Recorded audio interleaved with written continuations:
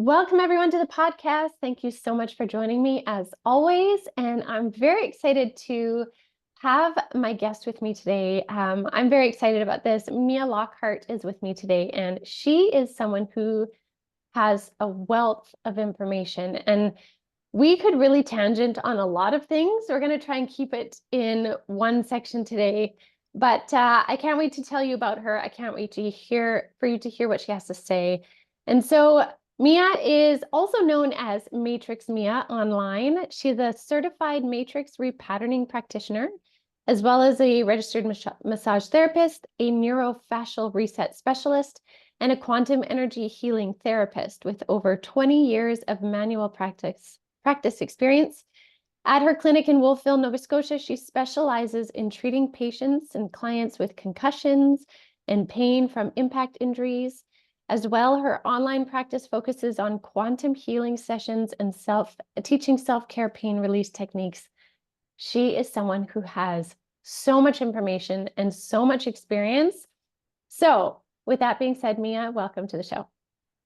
Thank you. So nice to be here. Yeah. And I'm excited to talk about bodies. I feel like that's my main work here is in our actual bodies. And like you just said, I've been working on bodies for the last 20 years. And I feel like I'm just getting started really on the level of what happens in our bodies, how much there is to learn from our own bodies. And it's a huge part of our experience here on Earth.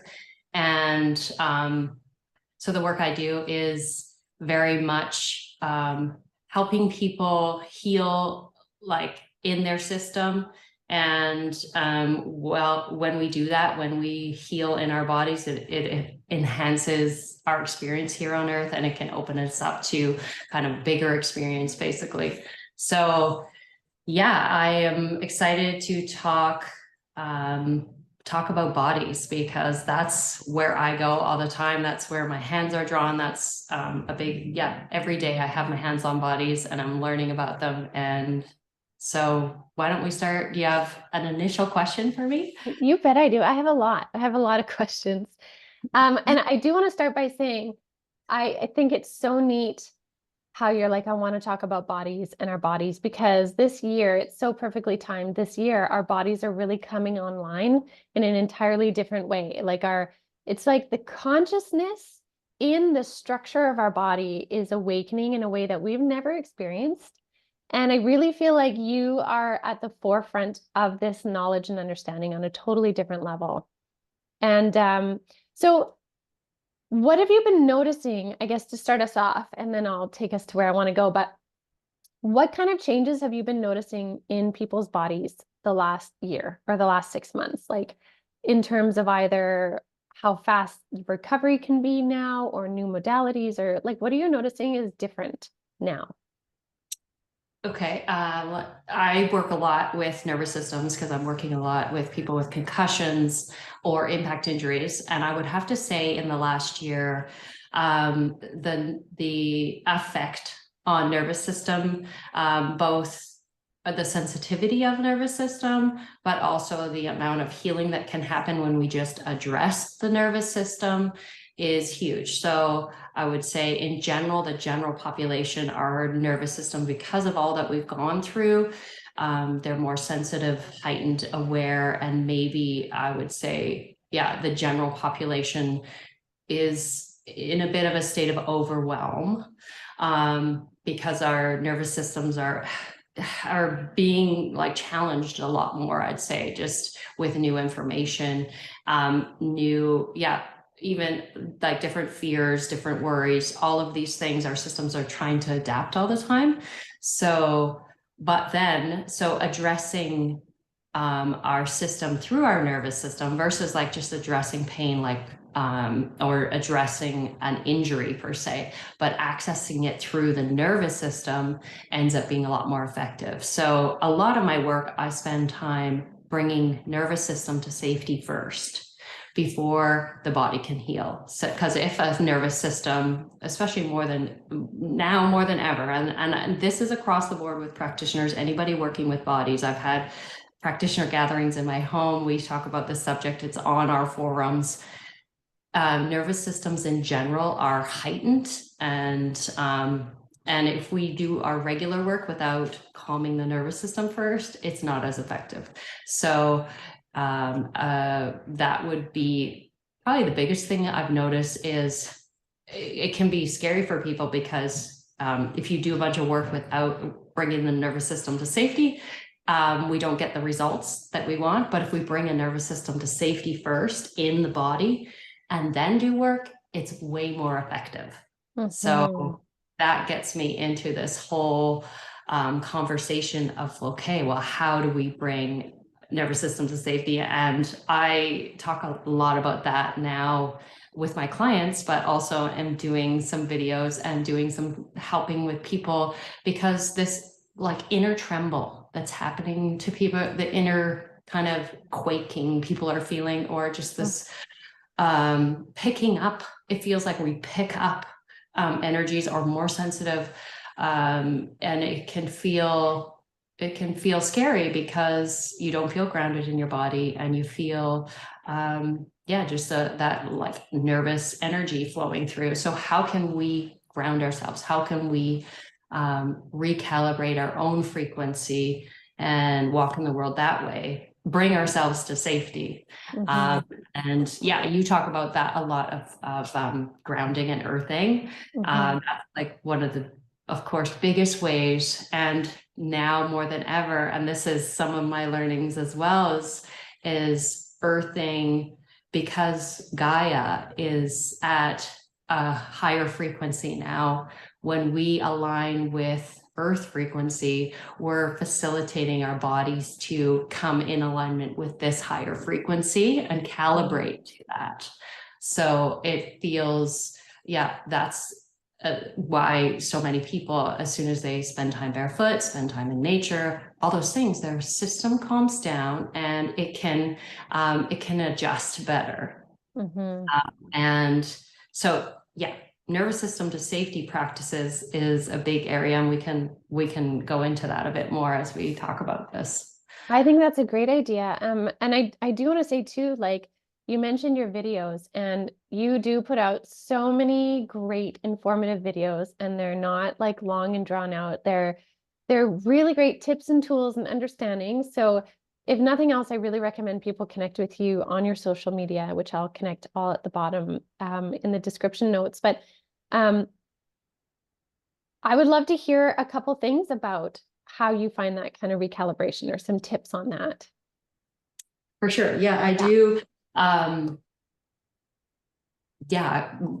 Back to my videos, I like giving tools for people to do immediately, and tapping our nervous system is very receptive to our own work. So and a lot like vagus and vagal tone, like vagal resets, is really valuable, and you can do a ton of research on that.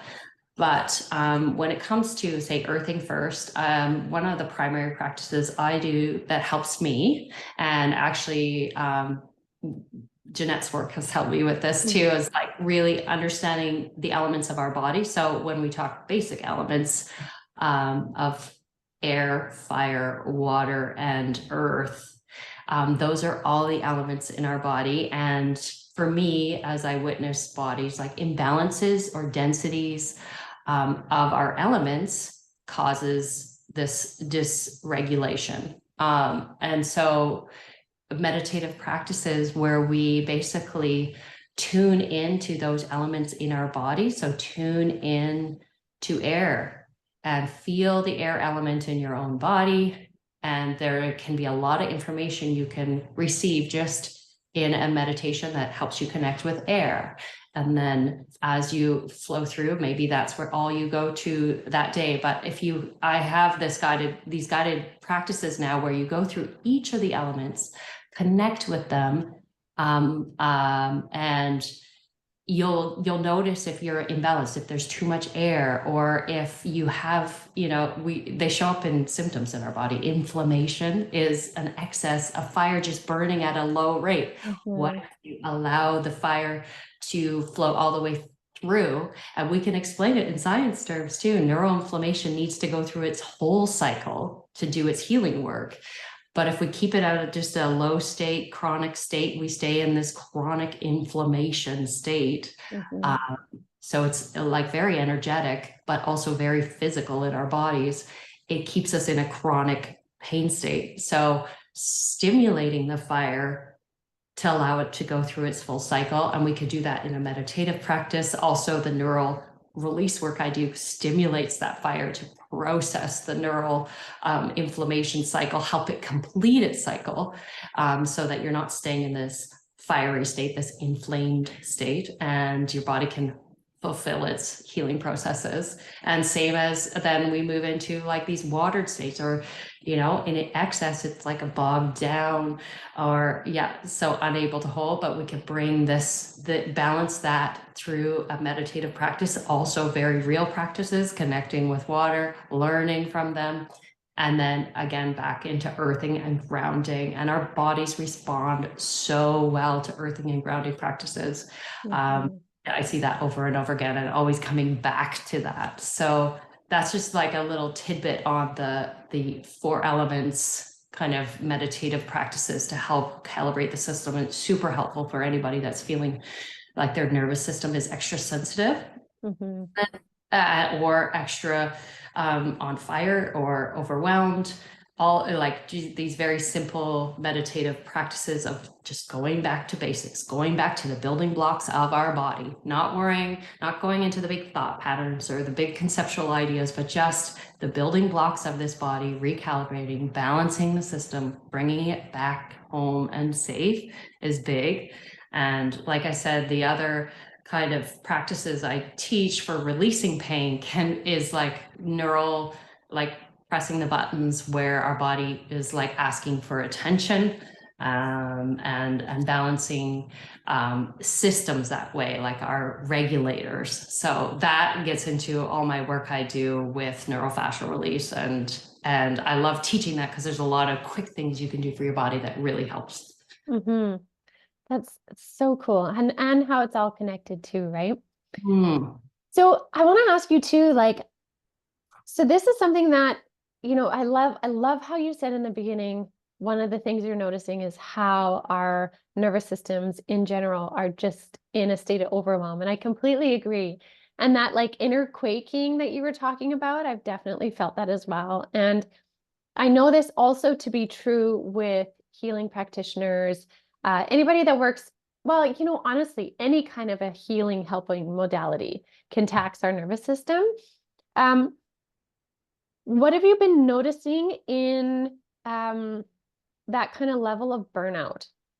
What have you been noticing in people in that level of burnout? Like, what can that burnout look like? Because I think some people don't quite recognize burnout. They just think, oh, I'm just tired. I need another cup of coffee. Like, where do you start to notice these aspects of burnout when it's actually really the nervous system in overwhelm?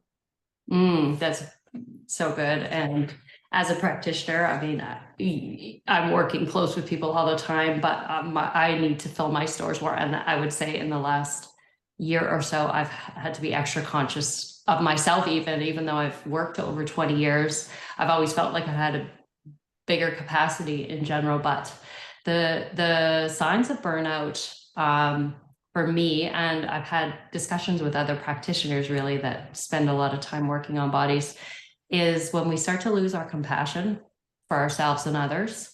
That's a big sign that we're burning out. So as a human, if we're starting to not feel like we want to help, it's, or, like avoiding those interactions, that's a sign to fill our stores. And it is, it can be hard to recognize in yourself until you realize like, oh, I'm kind of wishing I could just take the day off today. And it's like, that's a sign that you need to fill your stores. Of course, like deep fatigue and, less patience, and the regular physical symptoms, but the compassion piece is a big one. I agree. I love that you brought it up because I know that's a big key piece for me too. I can tell when I'm hitting that burnout piece when I feel like I can't tap into that compassion like as easily. It's normally quite an easy thing, right? Like I receive and feel and then when I start to notice that there's like a neutrality there, it's like, oh, what's going on here? And then if I then open up my mind to look at everything going on, I can see all the other things I've been missing, right? Like the fatigue and say the extra coffee and whatever it may be. It's like my biggest clue is when the compassion changes. Yeah.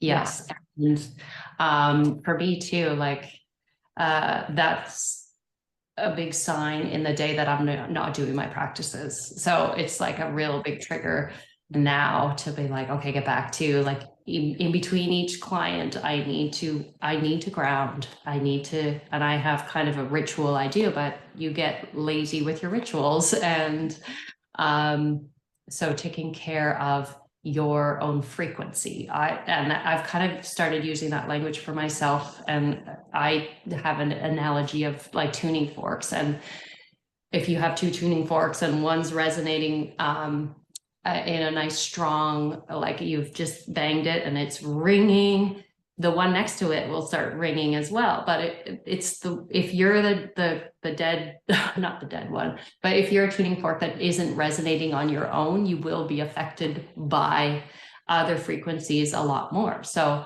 as we build up our own frequency and are able to hold it and are radiating out our frequency, and we can often expand it through heart chakra is a big one.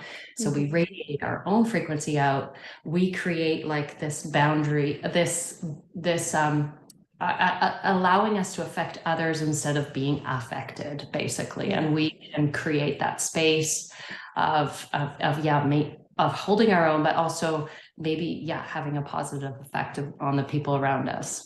Mm-hmm.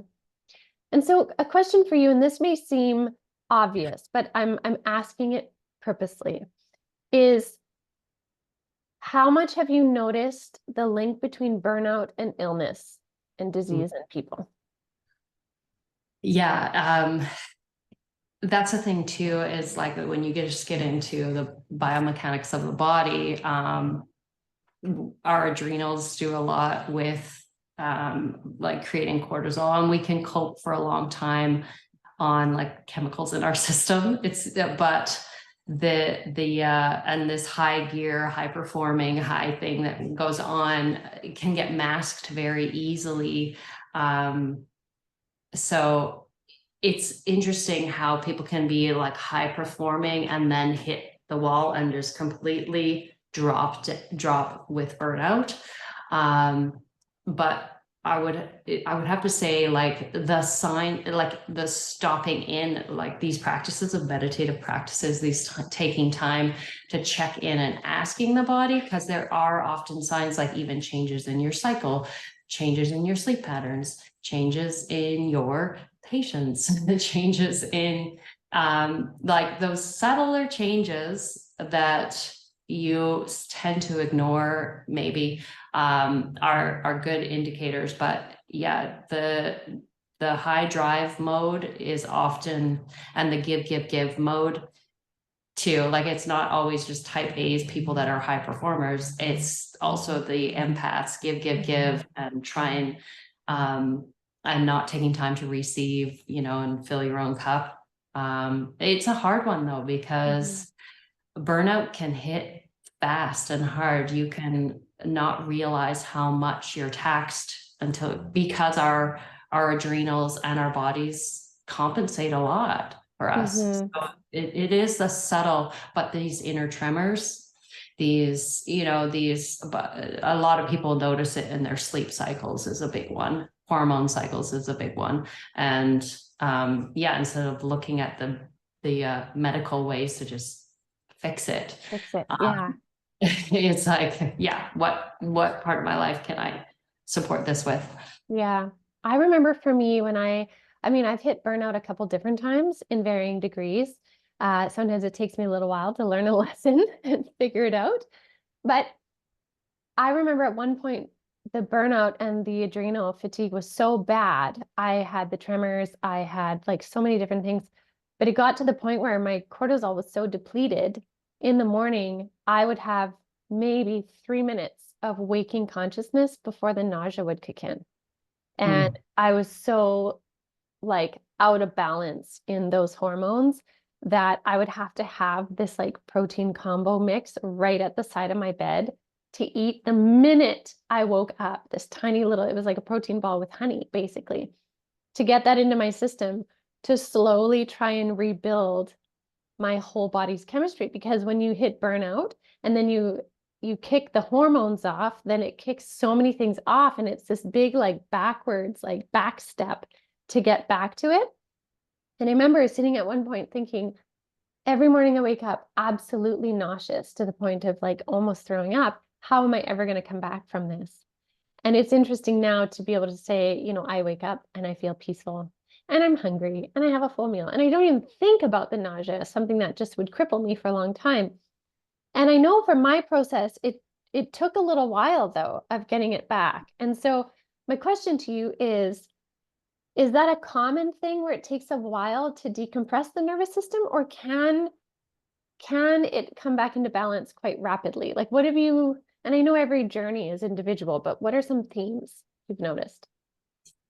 And noticing in people I'm working with, well, often in that burnout state, your body's like stopped. So that's when you can start addressing all the things that have layered up. And for me, I'm often finding, you know, old injuries in the body that need attention. And of course, you're in that point of your life where in burnout, you have to say no to a lot of things. And so priorities get easier. And these practices, like anyone with a concussion knows, there's the spoon theory, and they get so many spoons a day. And so they have to choose where they're spending their energy. And when you're done, that's it. So it's very much a prioritizing thing in life. And no, there's usually never a quick fix. I don't think I've ever seen anyone flip around from burnout. Burnout is like a spiritual journey. Often it's a huge learning piece.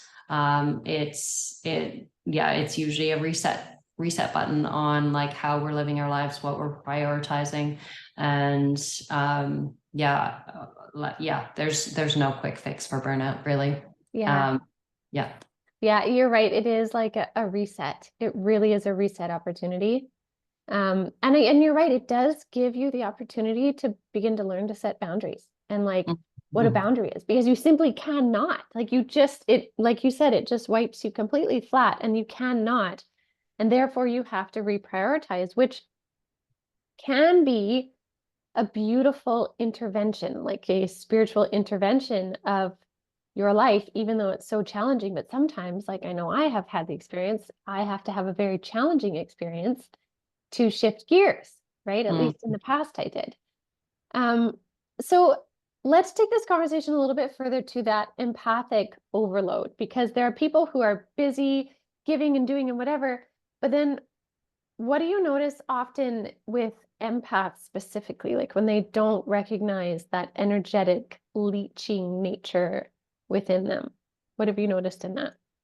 That's like empath burnout is it's often more, I find, the empath, because we get affected by the energy of the people we're around.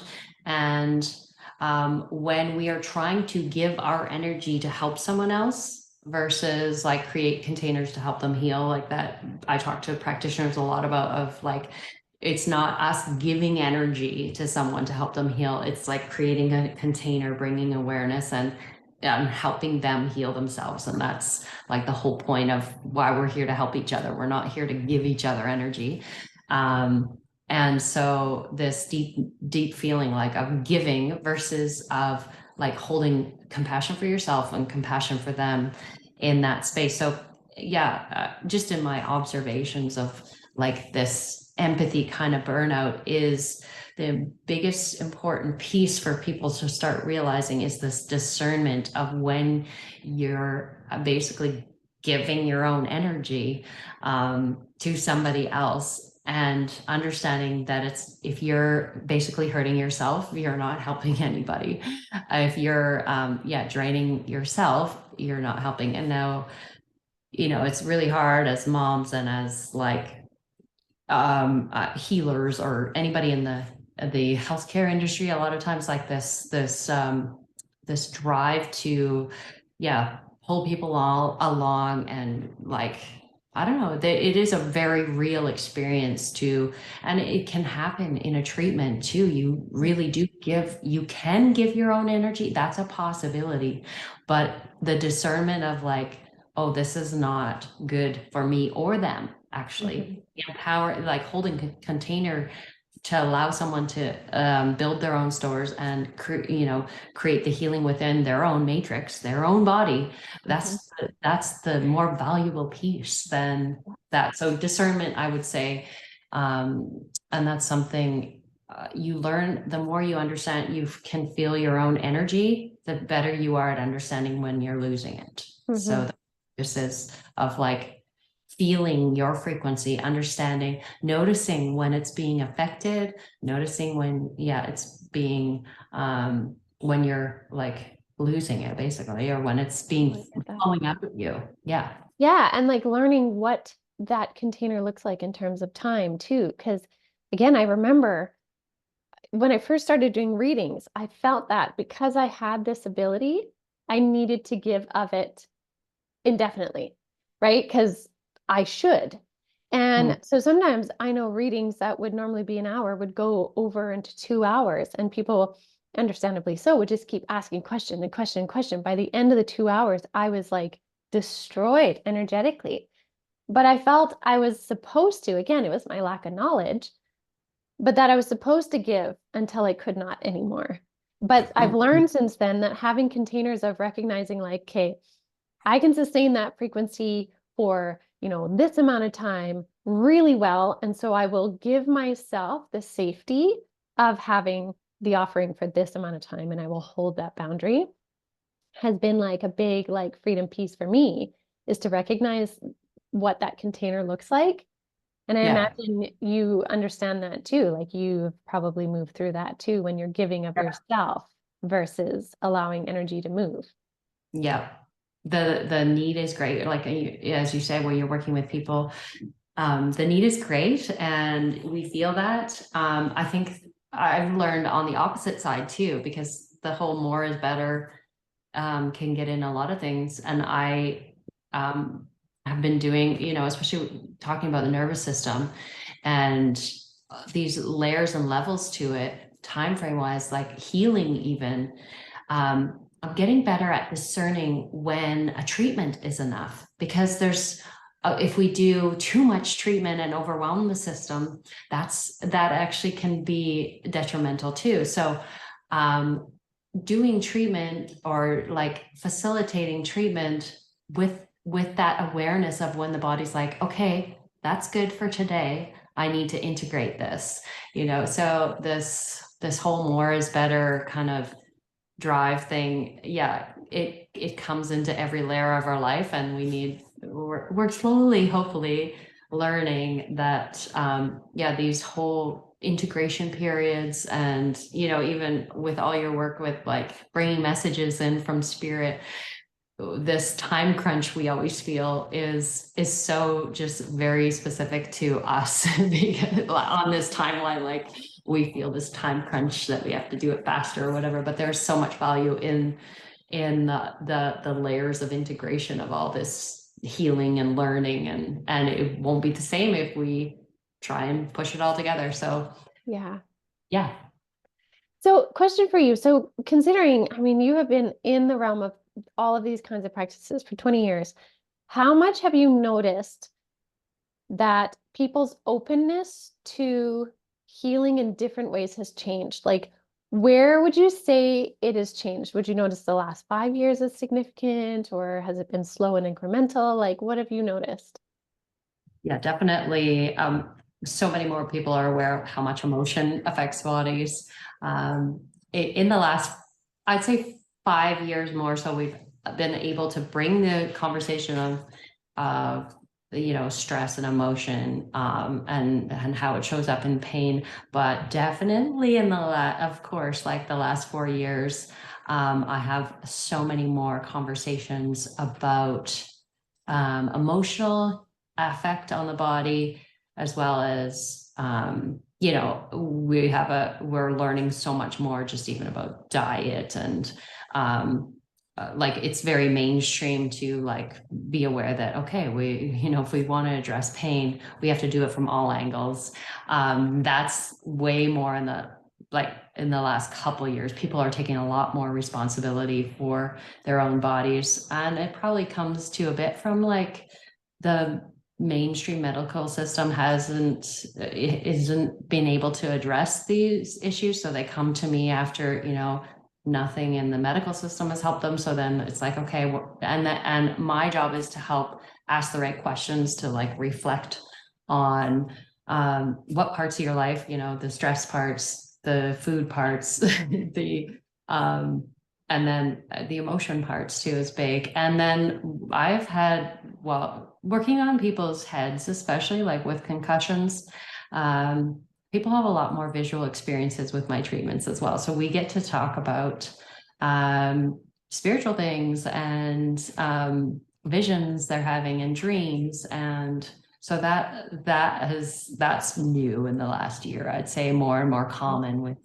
with patients to be able to talk and them feeling comfortable to be very real sometimes. Well, and that happens with me when I'm working on people. I will usually share if I see things that are beyond what's happening in their physical body, and it sometimes messages, and they can take it and leave it. But yeah, that would be much more recent, I would say. Mm-hmm. And I work in a pretty like traditional clinic, like it's a massage therapy clinic. So they're not booking an experience like that in my distance healing sessions. Yes, but not in the clinic where I'm treating, pain and concussions. So that has been fun too. Yeah. So let's talk a little bit about your distance healing sessions, because I've had the experience of distance healing with you when I had my concussion a little while back, and it was very significant. Like I had a full-on experience and I could feel it. And it was like, I call it 4D sensory to me, which is like, it's not sensory necessarily on this level, but it was very sensory to me. How did you come into knowing you could do distance sessions? Really, the first time I started, so the work I do with matrix repatterning is basically finding the areas in the body that have been impacted. And for me, because I treat very somatically, I can feel it. It's density and distortion in the bone matrix. So the reality is, in my treatment room, most of the time my eyes are closed and I'm treating the areas by feel. And so I actually had some clients that I was doing some really, like, they were getting lots of good results with concussion, and I was going away for a month. I was like, you know what, let me just try sessions while I'm away with you, the same as we're doing here, and just see if it works for you. So it was very much at first just very experimental, but I treated the sessions the same way. And yeah, I was able to feel their bodies, and of course the validation of like they were feeling exactly what I was feeling, or validating. It was like, oh, what's going on in your stomach today? And they were like, oh yeah, like I've had an upset stomach all day or whatever. But the same release work, and I think that's, I look at the body as a matrix, and so these areas of density or areas where there's, distortion in the body matrix. And so with intention and attention to these areas, and also now bringing in more of the elements as well into these treatments. Yeah, the same principles I use, which is gentle compression, gentle attention, bringing like basically a frequency through the area to help recalibrate it. And I mean, we're all connected. And so those first few treatments were just experimental, and we just kind of built on that. It's not a big part of my work, but it's been fun because it gets validated every time that, okay, really, we're connecting, we're working on that very like elemental level, and the impact is very physical. Like the experience is very physical, and that's been always I don't know, that's why I'm here, is to like help these bodies adapt and heal so that we can hold our souls better. Like it's very much, Exactly. yeah. Yeah, So exactly yeah, that. that's how it started. That's really neat. Didn't want me to go away, so I said, okay, I'll Yeah, try.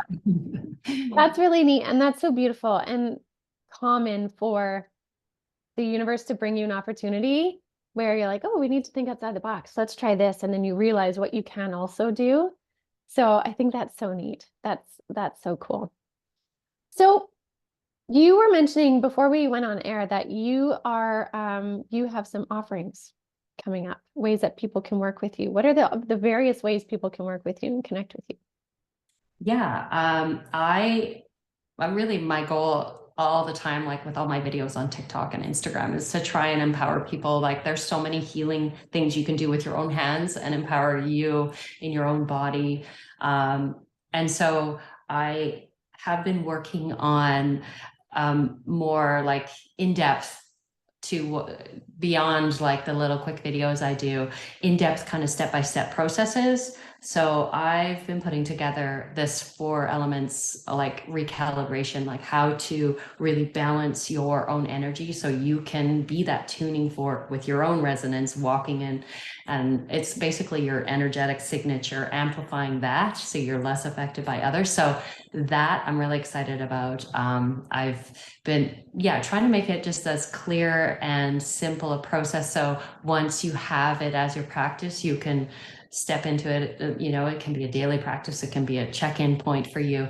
So that, and I also have been working on just specific release tech video sessions, like for, concussion, for migraines, for all these things that I'm working on all the time and teaching people these techniques. I just decided to wrap it in a bow and like, okay, you can take care of yourself. There's so much you can do for yourself. And so those are basically what I've been working on to try and just, be able to help you, or be able to help, give you power back in your own little hands, because they're very powerful.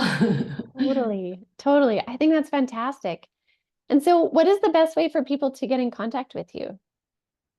I have, like, on mialockhart.com, I have kind of the links to where people can book me, like for distance sessions or for these courses, as well as follow me on Instagram. It's at Mia Lockhart, or on my TikTok. I have, I kind of post when things come to me, or during a treatment, like during a day, if something really important, I kind of get like, oh, you need to share this, and then I'll try and make a video about it. So yeah, follow me there. Yeah, amazing.